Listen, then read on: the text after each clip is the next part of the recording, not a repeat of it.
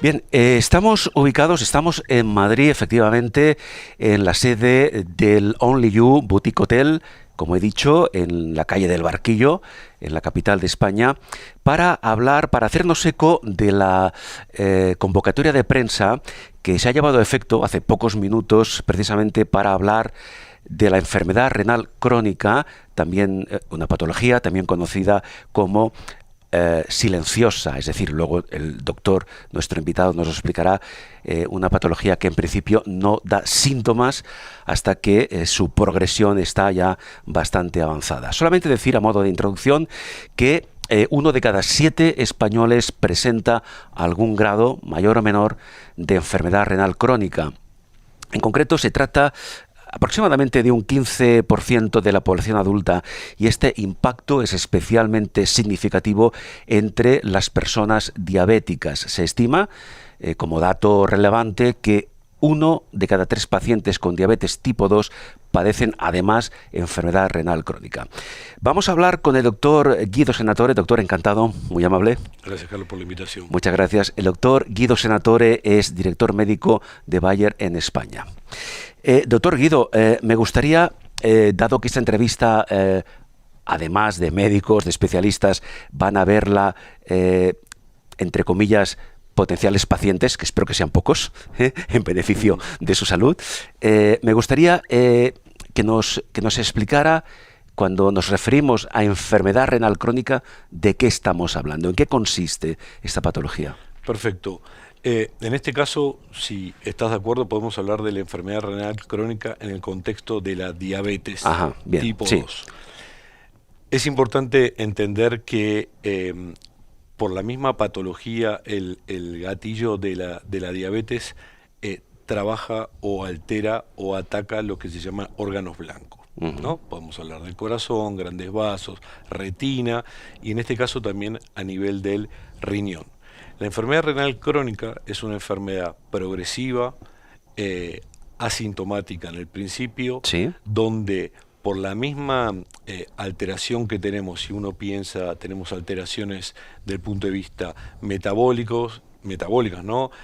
La glucemia, el azúcar alto, tiene un impacto directo. Por otro lado, estos pacientes muchas veces tienen una parte hemodinámica por estar asociados a hipertensión arterial, que también atacan al riñón, al nefrón per se, y básicamente también tenemos una tercera pata, que es la inflamación y la fibrosis. A medida que se va perdiendo la función del riñón, el paciente empieza a tener ciertos síntomas. Es como hablamos un poco más temprano, hay una interrelación directa entre corazón y riñón, y básicamente estos pacientes terminan teniendo un desenlace con una alteración completa de la función renal, teniendo que ser reemplazada por ejemplo, por diálisis, y también con impacto a nivel del corazón, por ejemplo, desarrollando o patología coronaria o insuficiencia cardíaca. Bien, dado que esta relación evidentemente existe entre enfermedad renal crónica y diabetes tipo 2, y el hecho, como antes decíamos, de que es una enfermedad que presenta síntomas tardíos, ¿esto afecta, entiendo que debe afectar o que dificulta en parte el diagnóstico, doctor? Sí, creo que aquí, como en cualquier enfermedad asintomática o, diríamos, oligosintomática, algo que no es tan evidente, es muy importante saber desde el lado, no solamente el lado del profesional, qué es lo que estoy buscando con los test o con los exámenes que voy a pedir, sino también cómo lo interpreto. Esto se asocia también con el hecho de que el paciente con una enfermedad como la diabetes tipo 2, cuanto más actualizado, empoderado, entendido sobre cuál es la evolución de su enfermedad, es importante para entender que hay ciertos estudios que pueden llegar a un diagnóstico mucho más temprano, y quizás también con el nuevo arsenal terapéutico poder retrasar la evolución de la enfermedad renal a etapas tardías. Claro. Ahora hablaremos de ese nuevo arsenal terapéutico que ya está disponible para esos pacientes. Pero esta relación que usted comentaba entre enfermedad renal crónica y diabetes tipo 2, creo que es una realidad a menudo desconocida por gran parte de la población. Sí, sí, creo que sí. Me parece que es duro admitirlo, pero creo que sí. Esto va cambiando. Creo que hay un interés muy importante, no solamente del lado de los médicos, sino del sistema de salud en sí y de nuestra población, a tratar de cambiar esto, ganar en concientización y entender que un examen, no solamente de sangre, sino también un examen de orina anual, nos puede poner sobre aviso o en alerta que hay que tomar determinadas medidas terapéuticas, sobre todo para evitar la progresión. Aquí lo que estamos haciendo es evitando la progresión de lo deleterio sobre el riñón. Entiendo, doctor Guido Senatore, que en principio las pruebas clínicas que pueden evidenciar la presencia de esta relación entre enfermedad renal crónica y diabetes es o una analítica de sangre o un análisis de orina. Básicamente es esto. Sí. Hacemos algunos cocientes, pero básicamente buscamos el encontrar en la sangre cuál es el nivel de creatinina o poder hacer el cálculo sobre lo que es el clearance, o sea, cómo nuestro riñón está filtrando por minuto, y por otro lado también la presencia de proteinuria, de albúmina o de proteínas en orina, mostrando que el nefrón, la unidad funcional del riñón, está trabajando en forma deficiente, dejando que se filtren proteínas. Estas dos patologías, ¿hasta qué punto, doctor Senatore, están o no, pregunto, relacionadas con la edad? Mire, es una muy buena pregunta. Ambas patologías por separado tienen una relación y con una relación con la edad. No es algo que va a aparecer en forma segura al 100%, pero los pacientes diabéticos tipo 2 son normalmente pacientes que van a desarrollar la enfermedad en etapas más tardías que, por ejemplo, la diabetes tipo 1. Y la insuficiencia renal dependerá muchas veces si es secundaria a una lesión de órgano blanco, una enfermedad crónica, o, por ejemplo, a una enfermedad muy específica, muy aguda, como puede haber en edad pediátrica. Claro. Antes de hablar del tratamiento, antes de comentar algunos aspectos relacionados con el tratamiento, con el arsenal terapéutico, una pregunta que quizás se hagan, que seguro que se hacen muchos pacientes potenciales, es: ¿se puede prevenir la enfermedad renal crónica o la diabetes tipo 2? ¿O su interrelación? Sí, yo diría, la prevención está en lo que nosotros podemos hacer en prevenir. Hay medidas, lo que nosotros conocemos como higiénico-dietéticas, para, por más que uno tenga una carga genética, retrasar sobre todo la aparición de ciertas enfermedades, pero lo importante del tratamiento, sea farmacológico como sea no farmacológico, es al momento del diagnóstico de una enfermedad multiorgánica, como puede ser la diabetes tipo 2, tomar todas las medidas para retrasar lo más posible la lesión de órgano blanco. Entre estos órganos, el riñón juega un papel fundamental. Claro. Hablaba usted de posibles lesiones multiorgánicas. Esto, en el largo proceso de evolución, se entiende de estas patologías. ¿El hecho de tener ese diagnóstico convierte a estas dos patologías en crónicas? Sí, crónicas a ver, la diferencia, sobre todo a nivel médico, que se hace, no solamente aquí en nuestro país, en España, sino a nivel global, entre crónico y agudo, está en determinar entre el gatillo y la consecuencia cuánto tiempo pasa. Entonces podemos hablar de algo agudo cuando tiene 2 semanas, menos de un mes, y cuando es crónico ya estamos hablando de meses o años. ¿Sí? Bien. Hablemos tenemos el diagnóstico, hablemos del tratamiento farmacológico, básicamente, en este momento, y en qué casos hay otras alternativas. Mire, yo creo que aquí, cuando uno está frente a un paciente, o el médico está frente a un paciente con diabetes tipo 2, como dijimos, todo el esfuerzo médico tiene que estar en que el paciente pueda tener tres ítems controlados. Primero, lo que es el control metabólico. La diabetes, por diferentes razones, en el caso de la diabetes tipo 2, por por menos sensibilidad a la insulina.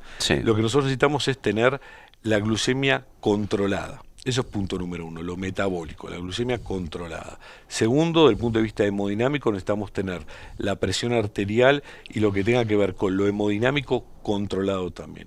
Y tercero, tiene que ver con la posibilidad de reducir o influir en poder reducir la inflamación crónica. Estas enfermedades muchas veces tienen un estado de inflamación crónico, así como la fibrosis, que terminan siendo una causa, digamos, anatómica, permítame la expresión, de lesión tanto en riñón como en corazón.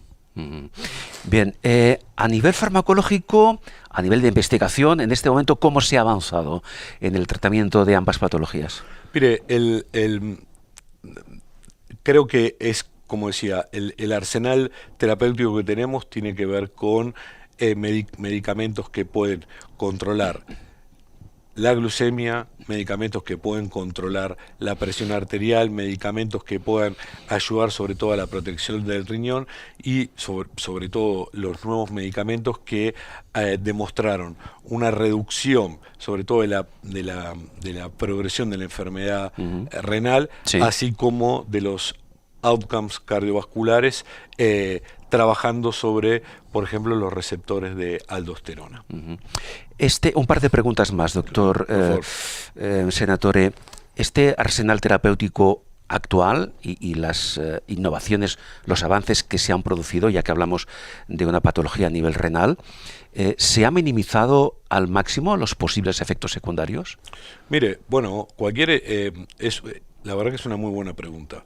Nosotros en investigación clínica, cuando nosotros queremos probar un nuevo fármaco, sobre todo cuál es el potencial efecto de ese nuevo fármaco, nos enfocamos no solamente en la eficacia, sino también en la seguridad, claro, de la medicación. Y no hay forma que se apruebe un medicamento que sea eficaz pero no sea seguro, ¿no? Básicamente sin duda, tiene que ver con lo ético y tiene que ver claro, con nuestras propias autoridades regulatorias que no lo permitirían. Bien, y para concluir, doctor Senatore, seguimos con el tema de la investigación, sí, porque sé que se está trabajando en diferentes enfermedades, no solo en el tema de la enfermedad renal crónica, ¿no? ¿Cuál es el abanico de posibilidades que se está abriendo en este momento? Mire, creo que, como dijimos antes, la interrelación entre riñón y corazón se da tanto en la salud, en lo fisiológico, así como en la enfermedad, en lo patológico. Lo que estamos haciendo desde el lado de Bayer es teniendo un programa clínico donde estamos viendo o generando evidencia, otra vez, tanto de eficacia como de seguridad, en diferentes enfermedades, sean pacientes diabéticos, por ejemplo, pacientes diabéticos tipo 1, más allá de los diabéticos tipo 2 que estamos hablando, ¿no? Vemos también en pacientes que tienen insuficiencia renal sin tener diabetes.